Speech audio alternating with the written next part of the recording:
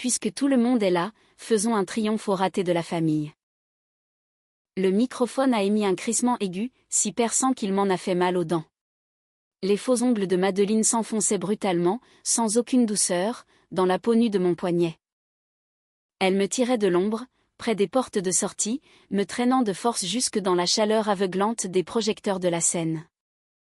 L'odeur entêtante de la crème au beurre à la vanille, mêlée à celle du champagne éventé, flottait lourdement dans l'air de la salle de réception, à la fois étouffante et sucrée. J'ai essayé de planter mes talons contre le parquet ciré, mais elle a tiré plus fort, sa poigne se refermant sur moi comme un étau. « Viens nous rejoindre, Claire », a-t-elle roucoulé dans le micro. Sa voix dégoulinait de cette chaleur mielleuse, parfaitement étudiée, qu'elle adoptait toujours lorsqu'elle avait besoin qu'un public croie à sa comédie. Je ne me suis pas débattue physiquement.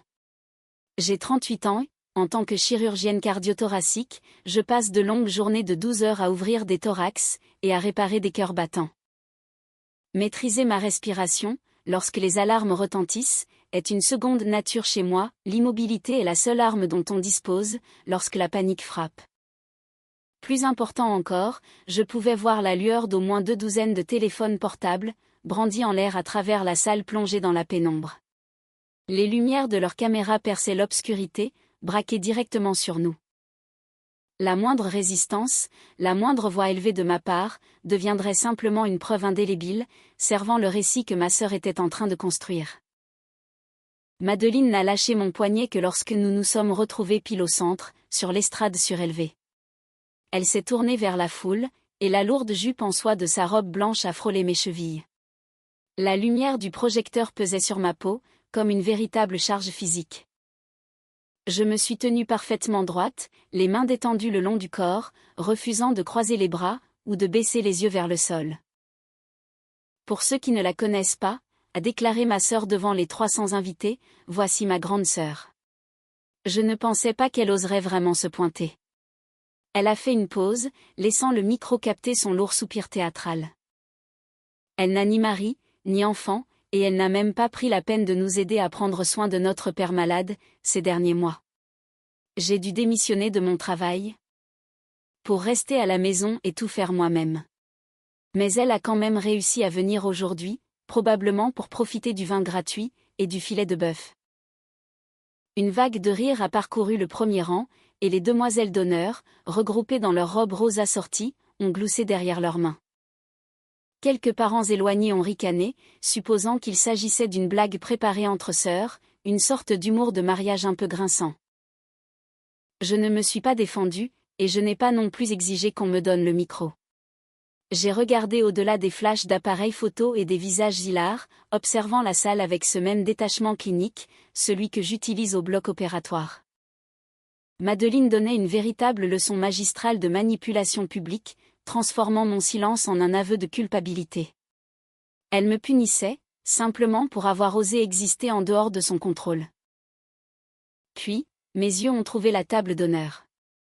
Le marié, Owen, ne riait pas. Il était assis, raide dans son costume sur mesure, les mains posées à plat sur la nappe blanche. Il fixait sa nouvelle épouse avec un léger froncement de sourcils, visiblement confus. Il ne m'avait jamais rencontré avant ce soir, ne connaissant de moi que la version fantôme que Madeleine lui avait façonnée, tout au long de l'année écoulée. Mais c'est la femme assise à côté d'Owen, qui a retenu toute mon attention, Margaret Whitmore. Je n'avais pas vu son visage clairement, lorsque je m'étais glissée au fond de la salle, 20 minutes plus tôt. Les immenses compositions florales, et la lumière tamisée, me l'avaient caché. Maintenant, depuis mon point d'observation sur cette scène vivement éclairée, il n'y avait aucun doute possible. Je me souvenais parfaitement de son visage, me rappelant la nuance exacte de sa peau pâle, 18 mois plus tôt, lorsqu'elle avait été transportée d'urgence dans mon service, avec une dissection aortique aiguë de type A. Margaret me dévisageait à son tour, et j'ai vu les couleurs de la santé quitter complètement son visage. Nous sommes restés figés, bloqués dans un moment de reconnaissance absolue, à travers la salle de bal bondée. Cette femme se souvenait de moi. Elle connaissait ma voix, la forme de mes yeux, et le ton calme que j'avais employé, lorsque je lui avais tenu la main pour lui annoncer qu'elle allait survivre à l'opération. Margaret s'est levée si vite, que sa lourde chaise en bois a raclé violemment le parquet. Ce son dur et disgracieux a résonné dans la salle, coupant net les rires épars. « Je la connais », a dit Margaret. Sa voix tremblait, mais l'acoustique de la pièce, désormais silencieuse, a porté ses mots jusqu'au mur du fond. Madeleine a serré le micro plus fort, ses jointures blanchissant sous la pression. « Qu'est-ce que tu as dit, Margaret ?» a-t-elle demandé. Le ton mielleux était toujours là, mais il était devenu cassant, se fissurant sur les bords. Margaret s'est éloignée de la table d'honneur. Elle a ignoré le regard interrogateur de son fils, et a pointé un doigt tremblant directement vers moi. « Je la connais », a répété Margaret, sa voix gagnant en assurance. « C'est le docteur Claire Bennett. C'est la chirurgienne qui m'a sauvé la vie. » Le silence dans la pièce est devenu absolu, lourd et pesant. Les téléphones, qui enregistraient jusque-là une blague humiliante, capturaient désormais quelque chose de totalement différent. Un léger murmure de chuchotement s'est élevé aux tables du fond, et s'est propagé vers l'avant, comme une vague. J'ai observé le visage de ma sœur, son sourire radieux et triomphant a fondu en un instant, laissant place à un masque pâle de panique pure. Ses yeux ont dardé de Margaret à Owen, puis ont fini par se poser sur moi. Madeleine a porté le micro à sa bouche. Elle a ouvert les lèvres pour parler, pour faire diversion, pour tourner l'histoire à son avantage. Elle voulait expliquer pourquoi cette brillante chirurgienne restait, malgré tout, une fille terrible. Mais le mal était déjà fait. Le marié me regardait, il me regardait vraiment, puis il regardait sa mère, en état de choc. Dans cet instant calme et brisé, sur l'estrade, j'ai vu la vérité de ma dynamique familiale avec une clarté absolue. Madeleine n'avait pas fait d'erreur. Elle savait exactement quelle était ma carrière, et elle savait que j'avais conservé mon nom de femme mariée sur le plan professionnel, après mon divorce, il y a 5 ans. Ma sœur savait que je passais ma vie à sauver celle des autres, mais pour elle, et pour l'histoire qu'elle avait vendue à son nouveau mari, ma valeur ne se mesurait qu'au sacrifice que j'étais prête à faire pour nos parents. Elle avait délibérément caché mon nom de famille, ma profession, et mon indépendance à sa belle famille, afin de préserver son image de victime. Elle pensait m'avoir coincée. Elle croyait que les projecteurs, et la honte publique, me forceraient à une soumission silencieuse, exactement comme cela se passait toujours, lorsque nous étions enfants. Ma sœur savait exactement qui j'étais. Ce qu'elle ignorait, c'est que depuis 3 semaines, j'avais constitué un dossier lourdement crypté sur mon ordinateur. J'avais épluché les relevés bancaires, vérifié les permis de construire à la mairie, et configuré des alertes de fraude instantanées sur mon téléphone. Madeleine pensait exposer la ratée de la famille à son nouveau mari.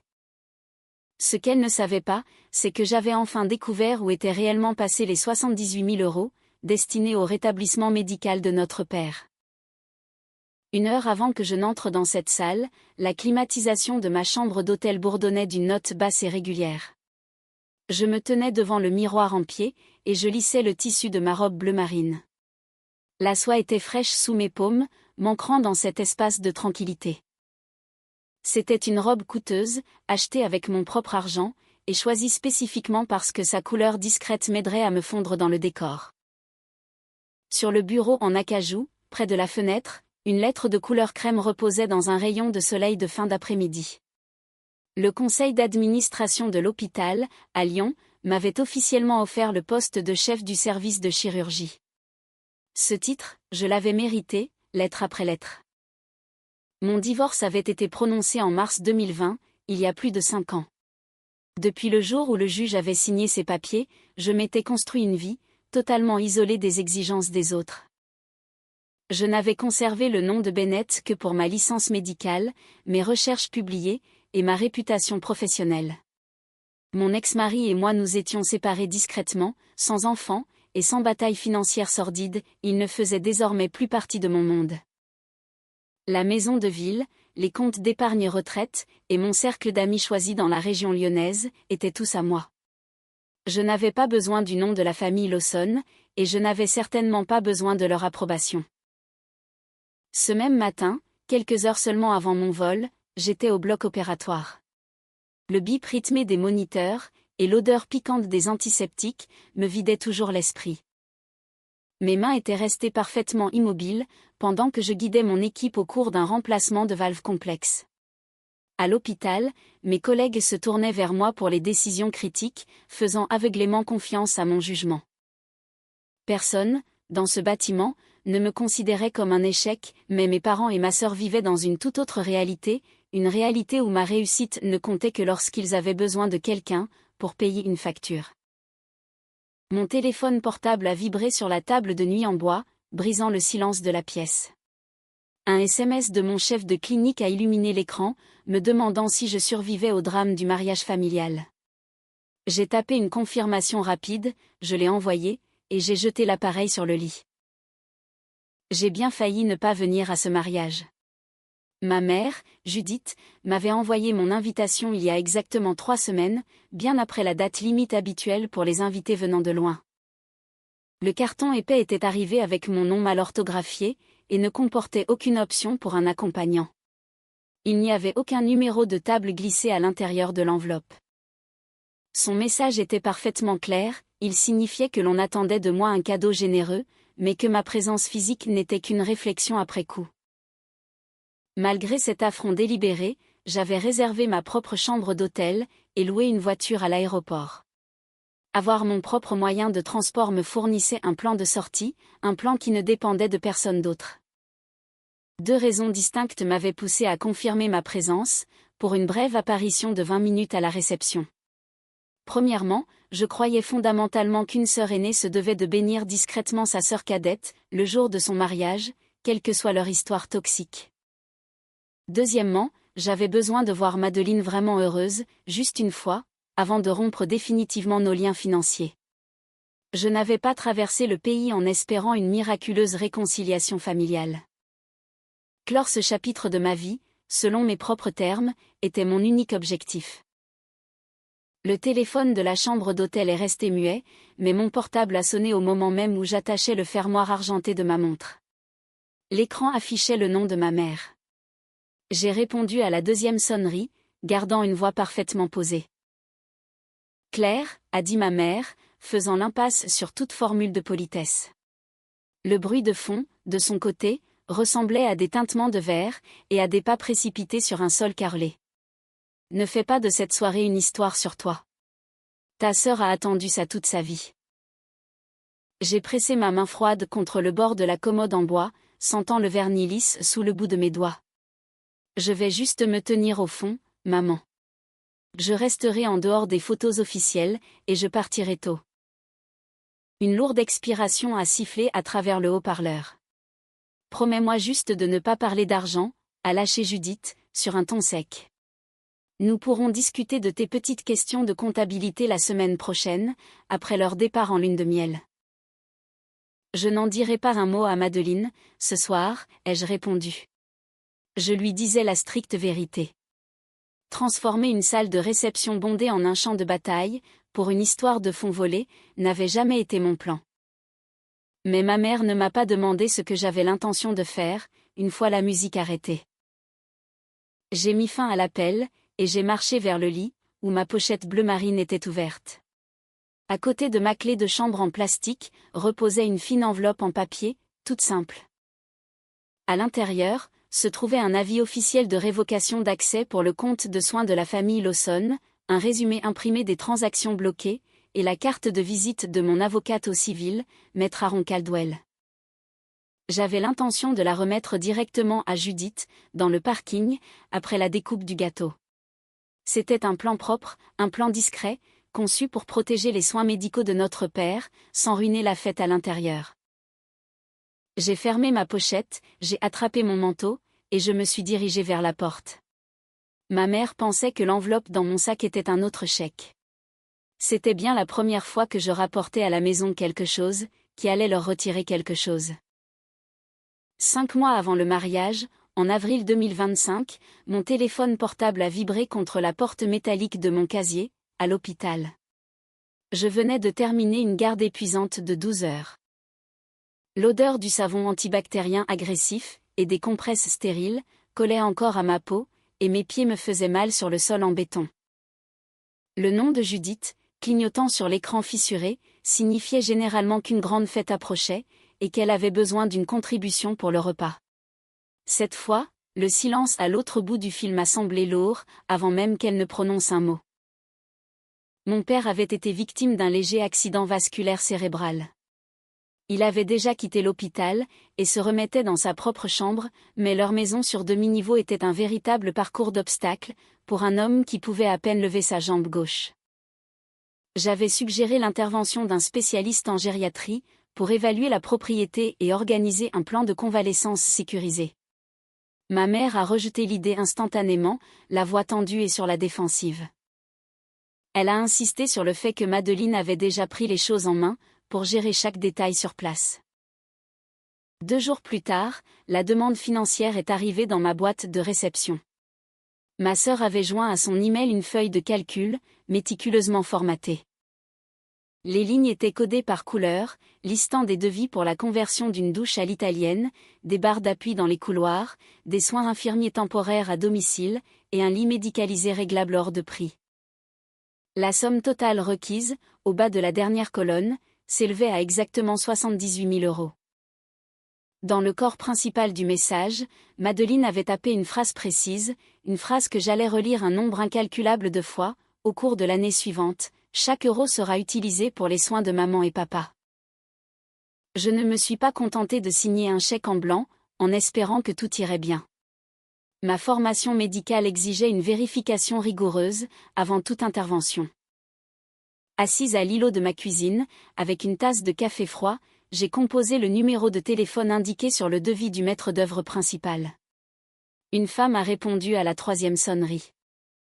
Elle a confirmé le nom de l'entreprise d'un ton enjoué, et a proposé de laisser un message à l'estimateur en chef. Je n'avais alors aucun moyen de savoir que ce numéro local était simplement transféré, vers un téléphone portable prépayé. Une recherche rapide sur Internet a fait apparaître un site web basique, mais d'aspect professionnel, ainsi qu'une attestation d'assurance responsabilité civile standard. Les documents semblaient tout à fait légitimes. Pourtant, remettre directement cette somme colossale à ma sœur, me semblait être une grave négligence. J'ai répondu à son email par une contre-proposition ferme: je financerai l'intégralité du processus de convalescence, mais je ne déposerai pas l'argent sur son compte courant personnel. Au lieu de cela, pendant ma pause déjeuner, j'ai conduit jusqu'à l'agence d'une banque nationale, et là, dans un bureau aux parois de verre, j'ai ouvert le compte Soins Famille Lawson. Je l'ai approvisionné entièrement avec mes propres économies. J'ai désigné Madeleine comme mandataire autorisé, ce qui signifiait qu'elle pouvait faire des chèques directement aux fournisseurs agréés, mais il lui était absolument impossible de transférer le solde vers ses propres comptes. Ma réponse décrivait clairement les règles: j'exigeais des mises à jour hebdomadaires, ainsi que des copies des factures finales. La riposte n'est pas venue de Madeleine. C'est ma mère qui a appelé, moins d'1 heure après que j'ai cliqué sur envoyer, l'hostilité irradiant littéralement du haut-parleur du téléphone. Tu traites ta propre sœur comme une vulgaire criminelle, a lancé Judith, cinglante. Le bruit de l'eau coulait en arrière-plan, signe qu'elle lavait probablement la vaisselle de manière agressive. Après tout ce qu'elle fait pour nous, tu exiges des reçus? J'ai pincé l'arête de mon nez, une sourde migraine palpitait derrière mes yeux. L'amour n'exclut pas la responsabilité, maman. C'est une somme d'argent qui change une vie. J'ai juste besoin de m'assurer que les entrepreneurs se présentent réellement, et qu'ils sont payés. Elle fait ce travail brutal et épuisant, pendant que tu restes bien à l'abri dans ta maison de luxe, a rétorqué ma mère. Un clic sec a signalé la fin de la conversation, avant même que je ne puisse formuler une réponse. Plus tard dans la soirée, le chantage affectif est monté d'un cran. Un SMS de Madeleine a retenti sur mon écran. C'était une photo de notre père, assis dans son fauteuil en cuir usé. Son gilet gris pendait lâchement sur ses épaules, et il regardait fixement la télévision, dont le son était coupé. Sous l'image, ma sœur avait rédigé un long paragraphe dramatique, expliquant comment elle venait de quitter son emploi de consultante, pour devenir son aide-soignante à plein temps. Le poids étouffant de l'obligation s'est installé profondément dans ma poitrine. Je vivais à 500 km de là, bâtissant une carrière prestigieuse, tandis qu'elle était censée mettre toute sa vie entre parenthèses, pour gérer sa rééducation. J'ai ravalé mes derniers doutes logiques. Je lui ai envoyé par email les nouvelles coordonnées bancaires du compte, et je lui ai confirmé que ses droits de signature étaient actifs, tout en maintenant, de manière délibérée, le blocage strict sur les transferts personnels. Les garde-fous étaient en place. Ce que je ne comprenais pas encore, c'est que Madeleine avait élaboré son stratagème, spécifiquement pour les contourner. Le premier retrait majeur a déclenché une alerte email automatique sur mon téléphone. Le mardi suivant, 24 500 € ont été débités du nouveau compte de soins. Les fonds avaient été transférés électroniquement vers une entité, appelée SARL North Star Home Recovery. Dans la ligne de motifs de la transaction, quelqu'un avait soigneusement tapé une description, indiquant un acompte pour l'accessibilité de la salle de bain. Je me suis assise à mon bureau, j'ai imprimé la page de confirmation bancaire, et je l'ai glissée dans une chemise cartonnée neuve. Quand j'ai appelé Madeleine, pour vérifier le calendrier des travaux, son ton était léger, pétillant d'une joie haletante. Elle m'a assuré que l'équipe de construction commencerait à démolir la vieille baignoire en porcelaine, dès le lundi matin. Le plan semblait sans faille, totalement à l'abri d'un échec. 3 semaines plus tard, mon père m'a appelé sur mon portable, et m'a demandé quand les ouvriers venaient installer les barres d'appui. La voix de mon père paraissait frêle sur la ligne téléphonique, brisée par une toux sèche qui résonnait dans sa poitrine. Le vieil homme utilisait toujours la salle de bain d'origine, au rez-de-chaussée, s'appuyant lourdement contre l'évier glissant en porcelaine, rien que pour se brosser les dents. Il avait appelé pour demander quand l'équipe de chantier viendrait enfin installer les barres métalliques. Je n'ai pas raccroché pour appeler immédiatement ma sœur. Une montée d'adrénaline soudaine, et aiguë, a frappé ma circulation sanguine, mais des années de formation chirurgicale ont pris le dessus, exigeant l'observation, avant la réaction. « Papa » ai-je dit, gardant un ton parfaitement désinvolte pour qu'il ne s'inquiète pas, « aurais-tu par hasard le nom du chef de chantier, celui qui est venu prendre les mesures de la pièce ?»« Personne n'est venu » a répondu Thomas. La confusion dans ses mots était sincère, et sans filtre. Madeleine a dit qu'il y avait un retard avec le fournisseur de carrelage. Elle m'a dit d'attendre, tout simplement. Le lendemain matin, j'ai passé un appel discret, depuis mon bureau à l'hôpital, entre 2 consultations de patients. L'employée du service de l'urbanisme de la mairie semblait profondément ennuyée, elle tapait bruyamment sur son clavier, tout en fredonnant une mélodie sans queue ni tête. Il n'y a absolument aucun dossier enregistré à cette adresse résidentielle, a confirmé la femme, sa chaise grinçant alors qu'elle déplaçait son poids. Toute modification de salle de bain impliquant de la plomberie nécessite un permis de construire, ou au moins, un dossier d'inspection programmé.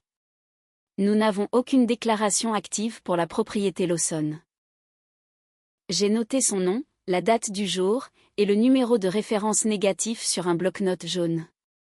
J'ai appuyé la pointe du stylo avec suffisamment de force, pour marquer le papier en dessous. Mon appel suivant a été pour l'agence professionnelle de soins à domicile, listée sur la facture principale que Madeleine avait fournie. J'ai pris une voix calme, très administrative, prétendant que j'avais simplement besoin de mettre à jour les informations d'assurance complémentaires de mon père, pour leur dossier. Le réceptionniste m'a mise brièvement en attente, m'infligeant 30 secondes d'une musique d'ascenseur distordue. « Je suis désolé, Dr Bennett » a déclaré l'homme, en reprenant la ligne. « Nous n'avons aucun Thomas Lawson dans notre registre de patients, ni actif, ni en attente. De plus, le numéro de facture que vous avez fourni ne correspond pas à notre format de facturation interne actuel. » Je l'ai remercié poliment, et j'ai coupé la communication. Le bureau climatisé de l'hôpital m'a soudainement paru glacial. Au lieu d'appeler ma mère pour exiger une explication, j'ai ouvert mon ordinateur portable personnel. Mes doigts bougeaient mécaniquement sur le pavé tactile lisse. J'ai créé un nouveau dossier, lourdement crypté sur mon disque dur, et je l'ai nommé « Audit soins familiaux ».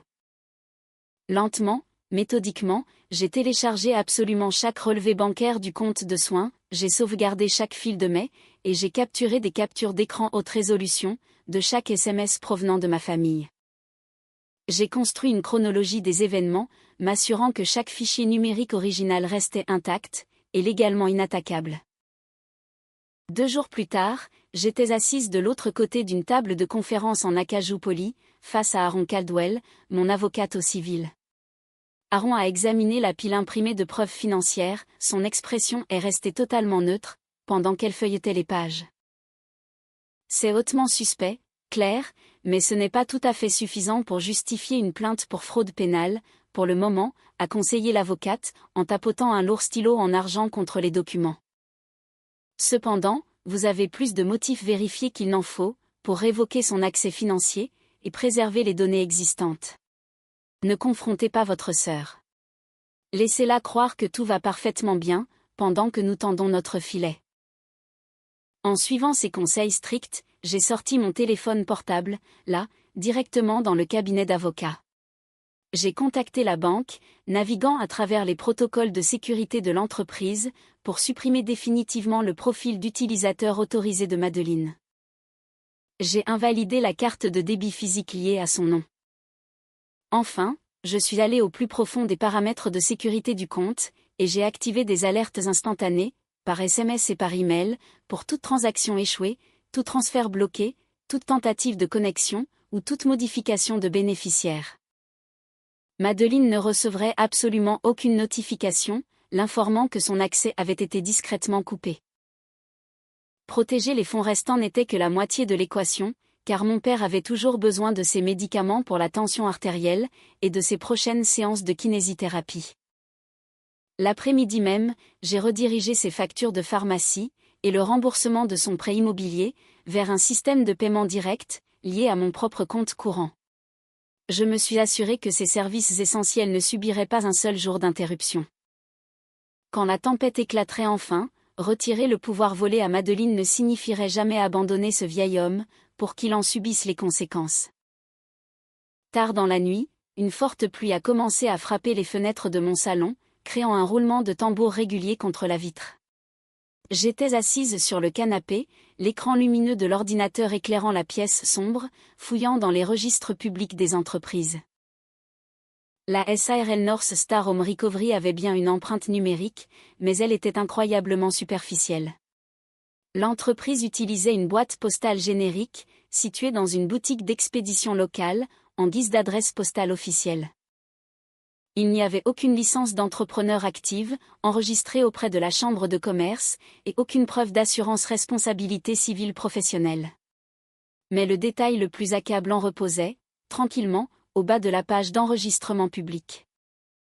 Le représentant légal de l'entité était enregistré sous une adresse e-mail secondaire, que j'ai reconnue instantanément. C'était un vieux pseudonyme que ma sœur utilisait, pendant ses années universitaires. J'ai fixé l'horodatage du document de déclaration officielle, relisant la date à 3 reprises pour en être sûr.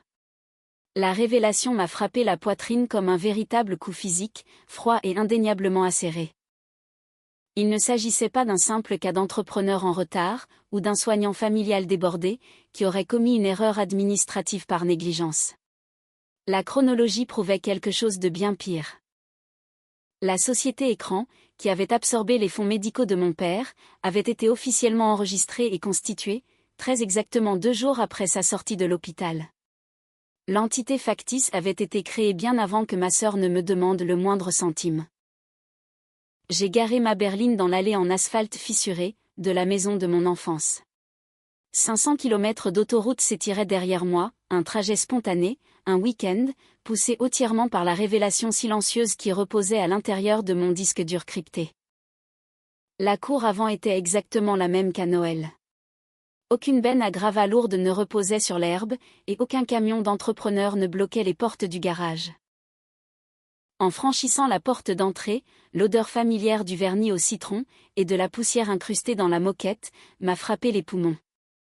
La maison, silencieuse, semblait complètement épargnée par la moindre démolition. J'ai marché droit dans le couloir, et j'ai poussé la porte de la salle de bain principale. La baignoire en porcelaine d'origine était intacte, ses bords ébréchés brillant sous la lumière crue du néon. Pas une seule barre d'appui métallique n'avait été boulonnée au papier peint fleuri, désormais délavé. Mon père était assis dans son fauteuil inclinable usé, dans le salon, s'appuyant lourdement sur son côté droit. Il avait l'air frêle, et profondément mal à l'aise, lorsqu'il m'a vu debout sous l'arche. Avant même que je ne puisse dire correctement bonjour, des pas lourds ont résonné depuis la cuisine. Judith s'est arrêtée, s'essuyant les mains sur un torchon humide, ses yeux passant de mon visage, au couloir vide derrière moi. Claire, a dit ma mère, d'un ton assez tranchant pour couper du verre. Tu aurais pu appeler. La maison est dans un désordre total. Je voulais juste voir l'avancée de la salle de bain, maman, ai-je répondu calmement, veillant à ce que ma voix soit dépourvue de toute accusation ouverte.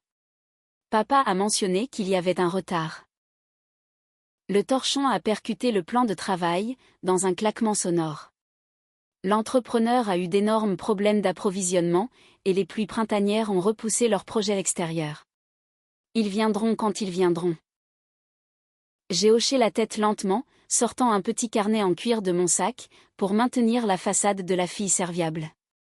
Quel est le nom du chef de chantier? Je peux appeler leur bureau, et gérer la pression de la planification pour toi. Sa posture s'est complètement raidie. La femme qui m'avait élevée a soudainement ressemblé à un animal acculé, prêt à attaquer. Tu ne vis pas ici, a claqué Judith, faisant 2 pas agressifs dans le salon.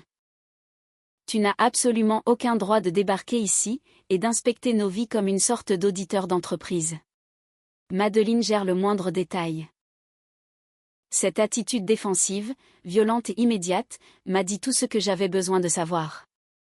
J'ai rangé le carnet, j'ai déposé un baiser discret sur le front de mon père, et j'ai reconduit 500 km pour retourner à ma propre réalité, sans discuter.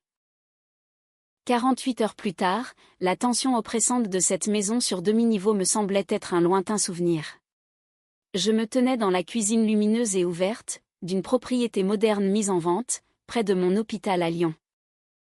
L'agente immobilière tapotait son stylo contre le plan de travail en granit, m'observant admirer la lumière naturelle, qui se déversait par les immenses fenêtres. Acheter une nouvelle maison était la suite logique, dans mon plan soigneusement structuré. Le conseil d'administration de mon hôpital avait officiellement délivré l'invitation à l'entretien, pour le poste de chef de service, le matin même. Construire un nouvel espace, entièrement déconnecté de l'histoire de la famille Lawson, me semblait moins être une option, qu'une véritable nécessité. Ma visite paisible a été brusquement interrompue, par la vibration stridente de mon téléphone portable. Thomas m'appelait. Je suis sortie sur le patio arrière pour répondre. Papa, est-ce que tu vas bien? Son souffle s'est bloqué sur le haut-parleur. Ta mère est allée au supermarché, a murmuré le vieil homme. Il semblait épuisé, et profondément effrayé à l'idée d'être surpris. Claire, je dois te demander quelque chose. Est-ce que tu as dit à Madeleine qu'elle pouvait garder une partie des fonds de soins pour elle-même? Ma prise s'est resserrée sur la coque du téléphone, mes ongles s'enfonçant dans le plastique. Non, papa. Chaque euro était censé payer les modifications de la maison, et tes soins infirmiers. Pourquoi penserais-tu une chose pareille? Un lourd silence s'est étiré sur la ligne. Parce que Judith m'a dit d'arrêter de poser des questions sur la salle de bain, a-t-il fini par avouer, la voix brisée. Elle m'a dit que tu avais accepté de laisser ta sœur emprunter une grande partie de l'argent, pour couvrir l'acompte de la salle de réception de son mariage. Elle a dit que tu en avais largement les moyens. Les dalles du patio ont semblé basculer sous mes pieds. Je lui ai immédiatement demandé s'il avait signé des documents bancaires ou des décharges légales pour ma sœur. Il a juré que non. Je lui ai promis que ses médicaments quotidiens, ainsi que ses mensualités de prêt immobilier, seraient toujours payés, m'assurant qu'il se sente totalement en sécurité avant de mettre fin à l'appel. Je voulais croire que ma mère était simplement aveuglée par son enfant chéri, manipulée, à son insu, par un document falsifié. La vérité, cachée au grand jour, s'est avérée bien pire. Un SMS de Judith a illuminé ma chambre sombre, plus tard dans la soirée. Ne pose pas de questions à Madeleine concernant l'argent avant le mariage, disait le message. Elle a attendu ce moment toute sa vie. 3 minutes plus tard, une deuxième bulle grise est apparue sur l'écran. De toute façon, tu gagnes cette somme en quelques mois. Laisse-la avoir sa journée parfaite. Mon pouce a survolé le clavier lumineux. Une colère brûlante et féroce exigeait que je l'appelle, et que je hurle jusqu'à m'en arracher les poumons. Mais la rage absolue rend les gens brouillons, et je devais rester chirurgicale. J'ai pris une grande inspiration, j'ai capturé des captures d'écran en haute résolution de toute la conversation, j'ai exporté les données brutes, et j'ai envoyé le fichier par email directement à Aaron Caldwell. Assise dans le cabinet d'avocat élégant le lendemain après-midi, Aaron a fait glisser l'épaisse ébauche d'une lettre de mise en demeure, de l'autre côté de la table. Elle décrivait la chronologie exacte de la société écran, et des 78 000 €. Nous pouvons la leur faire signifier demain matin, a conseillé l'avocate, scrutant attentivement mon visage pour obtenir mon accord. J'ai regardé le lourd document légal, puis je l'ai repoussé lentement vers elle. Ruiner la cérémonie de mariage ne ferait que donner à Madeleine la carte ultime de la victime, lui permettant d'affirmer que sa grande sœur jalouse avait détruit son bonheur par simple rancune. Pas encore, ai-je dit à Aaron, d'une voix calme. Les avis de conservation sont déjà partis, et l'accès de Madeleine est bloqué. Gardez la lettre de mise en demeure jusqu'après le mariage. Les médicaments de mon père, le remboursement de son prêt, et sa kinésithérapie sont payés directement. Si Madeleine me laisse tranquille, je me tiendrai dans un coin pendant 20 minutes, je remplirai mon ultime devoir de sœur, et je partirai. Nous pourrons la confronter officiellement, une fois le gâteau coupé. Mon plan de sortie était parfaitement logique, à supposer que ma famille accepte simplement ma reddition silencieuse. Mais j'avais fondamentalement mal calculé la profondeur de leur sentiment de supériorité. Ma sœur avait volé l'argent, ma mère avait décidé qu'il lui appartenait. La salle de bal du country club ressemblait à une cocotte minute, remplie de parfums hors de prix et de politesse forcée. Le matin du mariage, je m'étais connecté une dernière fois sur le portail sécurisé de ma banque, confirmant que les avis de conservation avaient bien été délivrés aux fournisseurs principaux, et que mes alertes de fraude instantanée étaient pleinement actives. J'avais fait tout ce qui était possible pour m'assurer que les besoins quotidiens de mon père restent stables, tout en ne laissant à Madeleine aucune issue pour poursuivre ses détournements. Aaron avait promis que notre filet juridique était prêt à se resserrer, dès l'instant où la cérémonie prendrait fin. Mon objectif, pour les 20 prochaines minutes, était simple, entrer, sourire pour l'appareil photo, rester invisible, et partir avant la première danse. J'étais arrivé bien après la fin de la cérémonie, garant ma berline de location dans un endroit isolé, près de l'entrée de service à l'arrière. Je n'ai pas pris la peine de signer le livre d'or, préférant rester un fantôme à la périphérie de leur célébration. La soie bleu marine de ma robe se fondait facilement dans les ombres, près du bar, alors que j'observais la foule depuis le fond de la salle. Madeleine était d'une beauté à couper le souffle dans sa robe blanche, elle se déplaçait au centre de la piste, avec une grâce sans effort, qui masquait habituellement ses angles vifs. Pendant une brève seconde irrationnelle, j'ai ressenti une véritable vague de soulagement. Peut-être allait-elle enfin se poser, laisser les finances de mon père tranquilles, et trouver un semblant de bonheur. J'ai pris une lente gorgée d'eau pétillante fraîche, et j'ai commencé à repérer le chemin vers la sortie, évaluant la distance jusqu'aux portes principales. La salle de réception était un chef-d'œuvre d'effacement délibéré. De grands portraits de mariage encadrés, représentant les mariés, décoraient les tables, mais chaque photo de famille avait été soigneusement recadrée. Je voyais des épaules floues, et des segments de bras en arrière-plan, mais mon propre visage avait été méticuleusement coupé. C'était un travail de professionnel, propre et glacial. Un cousin d'âge mûr, que je n'avais pas vu depuis une décennie, m'a plissé les yeux depuis une table voisine, le visage déformé par la confusion.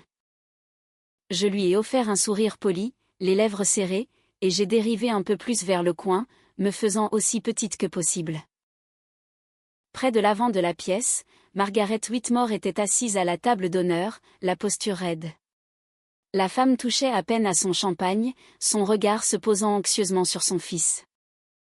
Owen était penché près de Madeleine, riant de quelque chose qu'elle lui murmurait, sa main reposant de manière possessive sur sa taille. Je leur ai tourné le dos, me concentrant plutôt sur le photographe, qui était occupé à diriger un grand groupe de demoiselles d'honneur. L'homme tenant l'appareil photo a reculé pour élargir son cadre, et je suis entré par inadvertance dans son champ de vision. Un flash s'est déclenché, d'une luminosité aveuglante pendant une fraction de seconde, et j'ai su que ma silhouette avait été capturée, à l'arrière-plan d'une photo de groupe. Une demoiselle d'honneur, vêtue d'une robe rose poudrée, s'est tournée, a croisé mon regard, puis s'est penchée pour murmurer quelque chose à la mariée. Madeleine s'est retournée. Son visage, qui était illuminé par le rire quelques instants plus tôt, s'est durci en une expression de pure terreur instinctive. Elle a chuchoté quelque chose d'un ton sec à Owen, a attrapé ses jupes, et a commencé à naviguer à travers les groupes d'invités. Elle ne marchait ni vers le bar, ni vers la sortie, elle marchait directement vers moi. La musique a changé pour un tempo plus lent, plus jazz, qui n'a pas réussi à masquer la soudaine agressivité de sa voix. Elle m'a rejointe en quelques secondes, ses doigts manucurés s'enfonçant dans la peau douce du haut de mon bras, avec une force surprenante. « Toi » a-t-elle sifflé, son sourire n'atteignant pas ses yeux. « Tu devais vraiment te pointer et tout gâcher, n'est-ce pas ?» « Je suis sur le point de partir, Madeleine, ai-je dit, d'une voix calme et assurée. Je suis venue te souhaiter mes vœux de bonheur. C'est tout. » Elle m'a ignoré, sa poigne se resserrant au point que je savais que les marques se transformeraient en bleu, dès le lendemain matin. Elle ne voulait pas que je parte. Elle voulait que je sois sous son contrôle. Elle voulait me définir, avant que la famille du marié ne puisse poser des questions inconfortables, sur la raison pour laquelle la sœur locale, couronnée de succès, n'était pas assise à la table d'honneur. J'ai senti le poids familier des projecteurs ramper vers nous, conséquence inévitable de son besoin de validation publique. J'ai regardé la porte de sortie, puis j'ai regardé ma sœur, comprenant exactement ce qui allait se passer. Mes 20 minutes d'invisibilité venaient tout juste d'expirer. Puis, Madeleine est descendue de l'estrade, et a marché droit vers moi, le micro à la main, prête à entamer la performance de sa vie. Madeleine m'a atteinte, le microphone toujours à la main. Avant que je ne puisse franchir la sortie, elle m'a attrapé le bras, et m'a tiré en arrière, dans la salle de bal. Son sourire était suffisamment éclatant pour les caméras, mais ses doigts se resserraient autour de mon bras à chaque pas. « Allez, a-t-elle dit, les dents serrées. Puisque tu as décidé de te montrer, tu pourrais tout aussi bien laisser tout le monde te voir. » Je partais, ai-je répondu doucement. Elle m'a ignoré. Les conversations les plus proches de nous ont commencé à s'estomper, lorsque les invités ont remarqué la mariée, traînant une femme inconnue vers la scène. Les têtes se sont tournées, des chaises ont grincé sur le sol poli. Un photographe a baissé son appareil, puis l'a relevé lorsqu'il a réalisé que quelque chose d'inattendu se produisait. Madeleine a gravi la première marche sans me lâcher. J'aurais pu me dégager, j'étais plus forte qu'elle ne le pensait, et la sortie n'était qu'à quelques mètres derrière nous. Mais presque toutes les personnes présentes dans cette pièce nous regardaient maintenant. Des téléphones s'élevaient déjà au-dessus des tables. Si je me battais, elle me traiterait de déséquilibrée. Si je criais, elle dirait que j'étais venue détruire son mariage. Alors, je l'ai laissé me conduire sous les lumières. La chaleur du projecteur s'est posée sur mon visage et mes épaules. Madeleine a levé le micro, et m'a présentée comme la sœur qu'elle ne s'attendait pas à voir. Puis, elle m'a traité de ratée de la famille. Ces demoiselles d'honneur ont ri les premières, plusieurs invités se sont joints à elles, non pas parce qu'ils me connaissaient, mais parce qu'ils croyaient assister à une blague répétée entre sœurs. Quelques sourires ont disparu, lorsqu'ils ont remarqué que je ne riais pas. Près de la table d'honneur, Owen restait silencieux. Son expression était passée de la confusion à l'inconfort, mais Madeleine était trop concentrée sur la foule pour le remarquer. Elle a continué à énumérer tout ce qui, selon elle, faisait de moi un être défectueux, pas de mari, pas d'enfant, pas de place dans la famille. Elle a affirmé que j'avais abandonné notre père, pendant qu'elle renonçait à tout pour s'occuper de lui. J'ai gardé les épaules droites, et les mains ouvertes le long du corps. Je ne l'ai pas interrompue. Je voulais que chaque accusation soit enregistrée, exactement comme elle avait choisi de la prononcer. C'est alors qu'une chaise a raclé violemment le sol. Margaret Whitmore s'était levée de la table d'honneur. Ses yeux étaient fixés sur moi, écarquillés par l'incrédulité. Pendant un moment suspendu, aucune de nous n'a parlé. Je me suis souvenu des lumières de l'hôpital, reflétées dans ces mêmes yeux, 18 mois plus tôt, lorsque je m'étais tenue près de son lit, et que je lui avais expliqué que la déchirure de son aorte nécessitait une intervention chirurgicale immédiate. Margaret a fait un pas en avant. Je la connais, a-t-elle dit. Les rires se sont affaiblis. Madeleine a légèrement baissé le microphone. Quoi? Margaret a pointé le doigt vers moi, sa voix tremblante, mais suffisamment claire pour atteindre le fond de la salle. C'est le docteur Claire Bennett. C'est la chirurgienne qui m'a sauvé la vie. Les derniers rires se sont volatilisés. Owen a regardé sa mère, puis moi, et enfin la femme qu'il venait d'épouser. En l'espace de quelques secondes, la version de ma vie que Madeleine lui avait vendue a commencé à s'effondrer. Madeleine a essayé de faire diversion, sa voix montant dans les aigus alors qu'elle tentait de sauver la situation. Être chirurgienne ne fait pas d'elle une bonne fille, Margaret. Elle a quand même abandonné nos parents. J'ai regardé ma sœur, je l'ai vraiment regardée, et j'ai ressenti une étrange et glaçante lucidité. Elle ne paniquait pas parce que j'étais médecin. Elle paniquait parce que la fondation même de toute sa tromperie, cette histoire affirmant que j'étais une femme riche, égoïste et insensible, venait d'être prouvée fausse. J'ai glissé la main dans ma pochette bleu marine, et j'en ai sorti la fine enveloppe de couleur crème, que j'avais préparée. Je ne l'ai pas agitée, je n'ai pas crié. Je l'ai simplement tenue le long de ma jambe, attendant que la salle se calme. « Est-ce vraiment ce que tu veux dire à mon sujet ?» ai-je demandé, d'une voix basse et assurée. « Es-tu absolument certaine du récit, que tu souhaites présenter à ton nouveau mari ?» Madeleine m'a foudroyé du regard, sa poitrine se soulevait sous l'effort, et ses yeux étaient remplis d'une haine frénétique et brûlante. Elle avait l'air de vouloir m'arracher le micro des mains, mais le regard des 300 invités la clouait sur place. On lui avait donné la chance d'arrêter. On lui avait donné la chance de partir. Judith s'est levée de la table familiale, les yeux affolés, j'ai vu sa bouche former un ordre silencieux et désespéré, intimant à ma sœur de continuer. Madeleine a resserré ses mains sur le microphone, les jointures blanches, et j'ai su qu'elle allait choisir l'escalade. « J'en ai marre de ton attitude hautaine, Claire », a craché Madeleine, sa voix abandonnant enfin sa façade sucrée.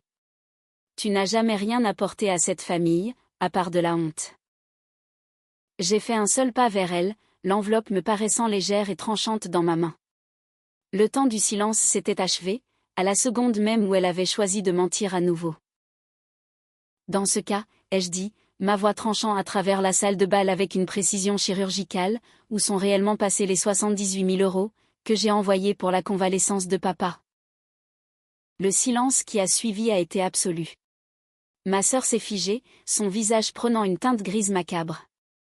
Elle a regardé l'enveloppe dans ma main, et pour la première fois de la soirée, la représentation s'est enfin arrêtée. Les yeux de Madeleine ont filé vers la sortie, mais la foule formait un mur de visages confus et dans l'attente, tout autour de nous. Elle a ri, alors, d'un rire aigu et saccadé, qui n'atteignait pas ses yeux. « Claire, c'est de la folie. N'essaie pas de faire tourner le jour de mon mariage, autour de ton obsession pathétique pour l'argent. » Elle s'est tournée vers la salle, sa voix montant jusqu'à atteindre un timbre strident et désespéré. Elle avait promis de payer pour ce mariage, tout le monde. Elle avait promis de soutenir notre famille, et maintenant, elle essaie de me faire passer pour une voleuse, parce qu'elle est jalouse que j'ai trouvé l'amour, et pas elle. J'ai glissé la main dans l'enveloppe, et j'ai sorti la feuille unique, contenant l'email qu'elle avait envoyé des mois auparavant. Je ne le lui ai pas mis sous le nez, et je n'ai pas hurlé. Je me suis avancée vers la table d'honneur, en direction du marié. Mes mouvements semblaient délibérés et précis, de la même manière que j'approche un vaisseau délicat, au bloc opératoire. En tendant la page imprimée à Owen, ses mains tremblaient lorsqu'il a pris le papier, ses yeux parcourant les lignes de texte. « Tu m'avais dit que chaque euro était pour papa », ai-je dit, ma voix fendant l'air lourd. Je n'ai jamais promis de financer un mariage. J'ai financé un plan de rétablissement qui nécessitait 78 000 €, pour garder mon père en sécurité, et pas une seule barre d'appui n'a jamais été installée dans cette maison. Owen a levé les yeux, le visage déformé par un mélange d'horreur et de prise de conscience. « Est-ce vrai, Madeleine ?» a-t-il demandé. Sa voix n'était qu'un murmure, et pourtant, les microphones l'ont capté clairement. As-tu utilisé l'argent destiné à la santé de ton père, pour payer cette salle? Madeleine a secoué la tête, ses bijoux cliquetant sous ce mouvement frénétique. Non. C'est un mensonge. Elle manipule les relevés bancaires pour me faire mal voir. Elle a toujours été l'enfant prodige, et elle ne supporte pas que je sois enfin heureuse. J'ai de nouveau glissé la main dans ma pochette. J'ai produit les impressions de vérification de la mairie, et de l'agence de soins à domicile. Ils étaient brefs, frappants, et impossibles à mal interpréter. Je les ai tenus en l'air, pour qu'Owen puisse voir les tampons et les en-têtes officielles. Il n'y a aucun permis de construire, ai-je dit, m'adressant directement au marié, tout en gardant mon calme. Il n'y a aucune trace de mon père, dans le système de l'agence. North Star Home Recovery est une société écran, Owen. Elle n'emploie pas un seul entrepreneur, et elle ne possède aucune licence d'exploitation. Le marié a lâché les papiers sur la nappe, comme s'il lui brûlait la peau. Il s'est levé, faisant basculer sa chaise sur le sol, et s'est tourné pour regarder sa mariée. L'adoration qu'il lui portait quelques minutes auparavant avait entièrement disparu, remplacée par une lucidité froide et dévastatrice. Madeleine, a-t-il exigé, son ton chutant dangereusement dans les graves, dis-moi que tu n'as pas pris cet argent. Dis-le-moi, tout de suite. Madeleine a essayé de lui prendre la main, mais il a reculé, avant même qu'elle ne puisse fabriquer un autre mensonge. Judith est arrivée en courant depuis la table familiale, le visage transformé en un masque de rage paniquée. Elle m'a attrapé le bras, ses ongles s'enfonçant dans ma peau, et a crié vers la foule, tentant d'étouffer la réalité. Ta sœur ne faisait que l'emprunter. Tu gagnes cette somme en quelques mois, Claire. Comment as-tu pu faire ça à ta propre famille? Les aveux sont restés suspendus dans l'air, ricochant contre les hauts plafonds. Une vague de murmures a explosé dans la salle de bal. Les gens ont sorti leur téléphone, enregistrant chaque seconde, et la prise de conscience que ma mère avait été complice, se lisait sur les visages de chaque invité de la pièce.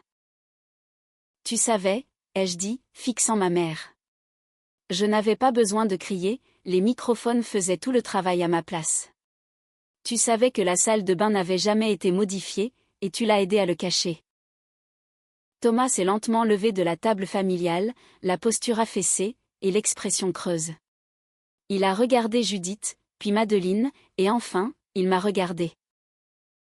Je leur ai demandé, a-t-il dit, la voix basse mais audible à travers les haut-parleurs. Je leur ai demandé pendant des mois, quand les hommes viendraient pour m'aider à marcher. Elles m'ont dit d'attendre. Elles m'ont dit que tu avais déjà payé pour ça. La salle de bal a plongé dans le chaos. J'ai regardé Owen chercher son alliance, les doigts tremblants, mais il n'a pas fait de scandale. Il a simplement regardé ma sœur, ses yeux reflétant une trahison profonde et écrasante. Je ne sais pas avec qui je me suis mariée, a-t-il dit, les mots tombant comme des pierres dans le silence. Il s'est tourné, faisant signe à sa mère, et a commencé à marcher vers l'entrée principale. Margaret s'est levée et a suivi son fils, sans accorder un seul regard en arrière à ma sœur. Alors que la fête de mariage commençait à se dissoudre, et que les invités rassemblaient leurs affaires dans une confusion maladroite et précipitée, mon téléphone a vibré dans ma pochette. J'ai jeté un œil à l'écran. Une alerte critique de ma banque clignotait en lettres grasses. C'était une notification push pour un virement en ligne bloqué, déclenché par mes alertes de fraude instantanée. Madeleine se tenait actuellement sur l'estrade, visiblement humiliée et exposée, et pourtant, elle essayait toujours d'initier un transfert électronique depuis le compte de soins, en utilisant son ancien profil non autorisé. J'ai levé les yeux de l'écran pour la voir fixer son propre téléphone. Son visage s'est tordu dans une rage silencieuse et furieuse, lorsqu'elle a réalisé que le transfert avait été bloqué. Elle venait d'être démasquée devant tout le monde, et pourtant, elle essayait encore de prendre davantage. C'était une personne vide, et enfin, la pièce entière pouvait s'en rendre compte. Le lendemain matin du mariage m'a semblé étrangement clinique. La lumière du soleil inondait ma cuisine à Lyon, froide et indifférente, tandis que le silence de la maison offrait un contraste saisissant, avec les échos chaotiques de la salle de réception. J'étais assise devant mon ordinateur portable, sirotant un café noir, et j'ai regardé Madeleine lancer son ultime et désespérée campagne de manipulation publique. Elle s'était emparée des réseaux sociaux, publiant un récit soigneusement mis en scène, qui me dépeignait comme une grande sœur cruelle et jalouse, ayant délibérément orchestré un scandale pour détruire son bonheur. Elle affirmait que l'argent avait été un cadeau légitime, un témoignage de soutien mal compris, et que je n'étais qu'une femme vindicative, incapable de supporter de voir sa jeune sœur s'épanouir. Judith a mis son grain de sel depuis chez elle, appelant la famille éloignée et les voisins, propageant une version des événements où j'avais été l'agresseur, déformant la vérité pour en faire une histoire d'abandon et de méchanceté. Je n'ai pas répondu. Je n'ai pas participé dans la section des commentaires, et je n'ai publié aucun démenti personnel. Ma stratégie intime était ancrée dans cette même discipline, celle qui gardait mes mains stables au bloc opératoire. J'ai laissé le drame public se consumer de lui-même, me concentrant plutôt sur le travail silencieux, méthodique, celui qui comptait vraiment. Aaron Caldwell a agi avec une précision chirurgicale. Dans les 48 heures, Aaron a envoyé des avis de conservation supplémentaires et des lettres officielles de mise en demeure au country club, à la boutique de robes de mariée, au fleuriste, au photographe et au complexe de la lune de miel. Les premiers avis avaient déjà averti les fournisseurs principaux qu'un litige financier se préparait. Les nouvelles lettres identifiaient les réclamations civiles attendues et exigeaient des destinataires qu'ils conservent les contrats, les relevés de paiement, les factures, les emails et les informations de compte liées au mariage. Ces lettres n'ont pas gelé les preuves par magie et ne nous ont pas donné un accès immédiat aux dossiers privés des fournisseurs, elles ont officiellement averti chaque destinataire que le matériel pertinent devait être conservé. Toute destruction délibérée, après ce point précis, pourrait par la suite entraîner de graves conséquences judiciaires. Le cabinet d'expertise comptable, engagé par Aaron, était dirigé par une femme nommée Dana Ruiz. Dana s'est révélée être aussi implacable que brillante. Au cours des semaines suivantes, elle a méthodiquement cartographié les mouvements des fonds médicaux de mon père. Elle a retracé l'argent, depuis le compte de soins de la famille Lawson, directement vers le compte d'attente de North Star Home Recovery, et de là, elle a suivi la piste à mesure qu'elle se divisait en de multiples flux. Absolument chaque fournisseur avait été payé, en utilisant des fonds spécifiquement alloués aux soins de mon père. Dana a sorti des copies des chèques encaissés, et à notre sombre satisfaction, chacun d'entre eux portait la signature audacieuse et élégante de Madeleine. Les métadonnées constituaient peut-être l'élément le plus accablant de tout le dossier. Lorsque Dana a examiné les factures numériques que Madeleine m'avait initialement envoyées, elle a découvert que les fichiers avaient été créés sur un appareil enregistré au nom de ma sœur, et non sur celui d'une entreprise de construction professionnelle. Les logos avaient été copiés et collés à partir d'entreprises locales légitimes, et les signatures des entrepreneurs étaient de simples images numériques, greffées sur les documents. De plus, les numéros de facture ne correspondaient à aucun des registres de projets réels des entreprises. C'était une carte numérique de fraude délibérée, étalée au grand jour pour quiconque possédait les compétences appropriées pour la voir. Thomas a fini par faire une déposition officielle auprès de l'équipe juridique. Le vieil homme était fragile, sa main tremblait lorsqu'il a signé les papiers, mais il en avait enfin terminé avec le secret. Il a admis qu'aucune équipe de construction n'avait jamais visité la maison, et il a confirmé que Judith l'avait forcé à garder le silence, en lui promettant que leur fille gérait tout. Il m'a paru plus petit que dans mes souvenirs, un homme qui voulait simplement guérir, mais qui s'était retrouvé pris au piège, dans la toile de la cupidité de sa propre famille. Je ne lui ai pas coupé l'accès à ses médicaments, ou au paiement mensuel de son prêt. J'ai continué à m'en occuper directement, m'assurant que ses besoins fondamentaux étaient couverts, tout en précisant très clairement que ma confiance financière n'était pas quelque chose que l'on pouvait regagner, avec de simples excuses. Le processus de déposition civile a été épuisant, mais il a ramené chaque fil caché à la lumière. Lorsque Judith a été placée sous serment, et interrogée par Aaron, elle a d'abord tenté de qualifier l'argent de fonds familial général, soutenant qu'il n'y avait aucune condition attachée. Aaron n'a pas élevé la voix, elle a simplement sorti une copie imprimée de la conversation par email, que Madeleine m'avait envoyée des mois plus tôt. L'avocate a posé le document sur la table, et a demandé à Judith d'expliquer pourquoi ma sœur avait spécifiquement écrit que chaque euro était pour les soins de mon père. Judith n'a pas su quoi répondre. Elle a été contrainte d'admettre qu'elle savait que ma sœur avait détourné les fonds, et qu'elle avait activement participé à me convaincre que le projet avançait, tout en sachant pertinemment que c'était une pure fiction. Au moment où nous avons finalisé les dossiers, la montagne de preuves était insurmontable. Nous avions des captures d'écran de la campagne de dénigrement, une trace bancaire complète, les métadonnées prouvant la création frauduleuse des documents, et les dépositions de mes deux parents confirmant leur participation à la tromperie. Nous avions également les messages que Madeleine avait envoyés à Owen et à sa mère, affirmant qu'elle était l'unique aidante de mon père, ce qui contredisait directement l'absence de tout dossier d'agence de soins. La procureure, en charge de l'affaire, ne m'a pas demandé si j'aimais toujours ma sœur, ou si je me sentais coupable des retombées pour mes parents.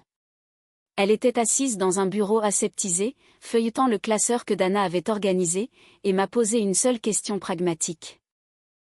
Elle voulait savoir si j'étais prête à aller de l'avant, avec une demande de restitution totale. J'ai pensé aux barres d'appui qui n'avaient jamais été installées, à la peur dans la voix de mon père lorsqu'il demandait de l'aide, et à la façon effrontée dont ma sœur s'était servie de ma propre charité, pour m'humilier devant 300 étrangers. J'ai réalisé, à ce moment-là, que ma quête de justice n'était pas une question d'argent, et qu'il ne s'agissait pas d'une vengeance pour le passé. Il s'agissait de définir les termes de mon propre avenir. J'ai regardé la procureure dans les yeux, et j'ai dit oui. La tentative de ma sœur de me faire passer pour la méchante, n'avait fait que garantir que ses actions seraient examinées avec un examen total et sans complaisance. La société écran qu'elle avait enregistrée, quelques jours seulement après l'accident vasculaire cérébral de mon père, prouvait que sa cupidité n'était pas une erreur impulsive, mais une exploitation calculée et préméditée. Elle préparait son coup, alors que je faisais encore des heures supplémentaires à l'hôpital, pour subvenir à leurs besoins. Les derniers mois de l'enquête ont ressemblé à une marée lente et régulière, s'élevant pour rencontrer une falaise. L'équipe d'avocats de Madeleine a fini par réaliser que le mur de preuves que nous avions rassemblé rendait tout procès futile. Ils ont commencé à signaler leur volonté de négocier un accord, dans l'espoir de minimiser les dégâts, et d'éviter une condamnation publique.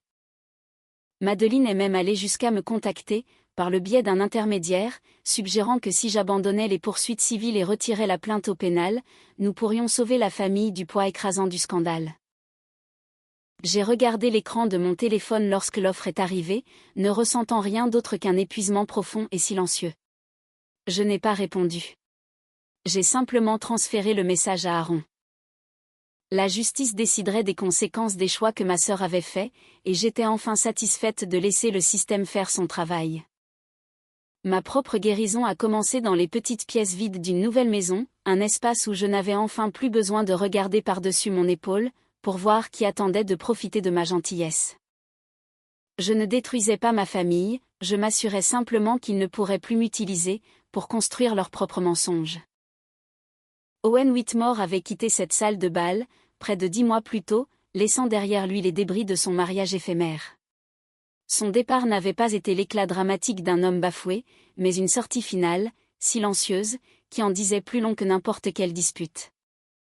Dans les mois qui ont suivi, il a entrepris de mettre officiellement un terme au mariage, présentant des documents qui détaillaient la tromperie systémique que ma sœur avait pratiquée depuis le début. Madeleine a perdu son statut, sa réputation au sein de la famille Whitmore, et la position sociale qu'elle avait passé des années à cultiver soigneusement. Elle a été dépouillée de la chose même qu'elle appréciait le plus, non pas par ma main, mais par le poids de ses propres choix répétés. Au moment où la poussière judiciaire est finalement retombée, les conséquences financières ont été absolues. Le tribunal a ordonné à Madeleine de rembourser intégralement les 78 000 € qu'elle avait détournés, y compris les intérêts, ainsi qu'une part substantielle des frais de justice qu'Aaron avait accumulés, tout au long de la procédure préalable. Ma sœur a été contrainte de vendre le véhicule de luxe qu'elle avait acheté pour la lune de miel, de vendre aux enchères sa garde-robe de créateur, et de liquider les actifs acquis grâce à la fraude.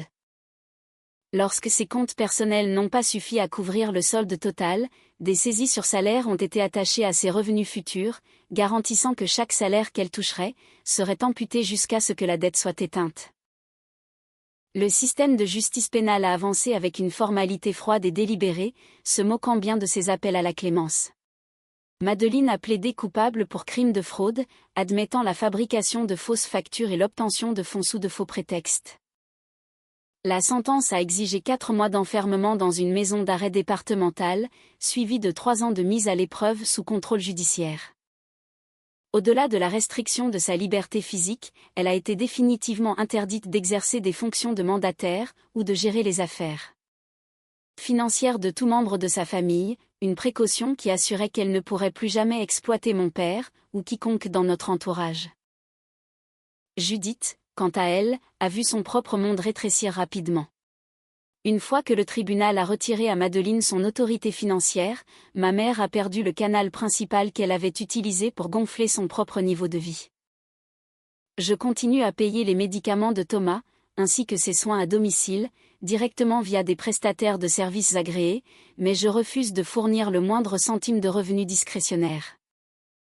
Sans les fonds supplémentaires auxquels elle s'était habituée, mes parents ont été obligés de refinancer leur prêt immobilier, ce qui a finalement nécessité la vente de la maison, et le transfert vers une résidence plus petite et plus gérable. Judith a dû faire face à sa propre responsabilité civile, pour son rôle dans la dissimulation de la fraude, une réalité qu'elle a eu du mal à accepter, jusqu'à la toute fin. Thomas était assis dans son nouveau salon, l'espace étant plus petit et plus silencieux que la maison dans laquelle j'avais grandi. Lors d'une de mes brèves visites programmées, pour l'assister dans sa kinésithérapie, il a levé les yeux vers moi.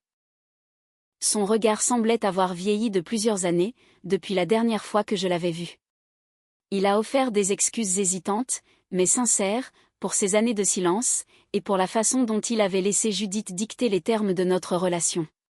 « Je ne peux pas défaire le passé, Claire, a dit mon père, la voix tremblant légèrement dans l'air calme. « Je sais, ai-je répondu, gardant un ton doux mais maintenant une ferme distance professionnelle.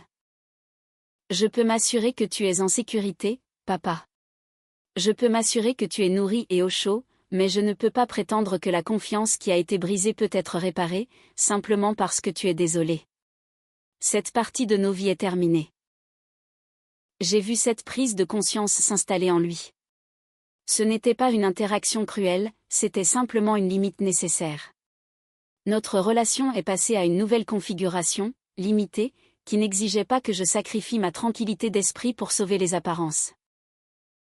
Judith a fait une ultime et désespérée tentative pour récupérer l'ancienne dynamique, lors d'un appel téléphonique quelques semaines après le verdict. Elle a parlé avec une chaleur forcée et théâtrale, essayant d'invoquer cette culpabilité classique, celle qui avait défini mon enfance.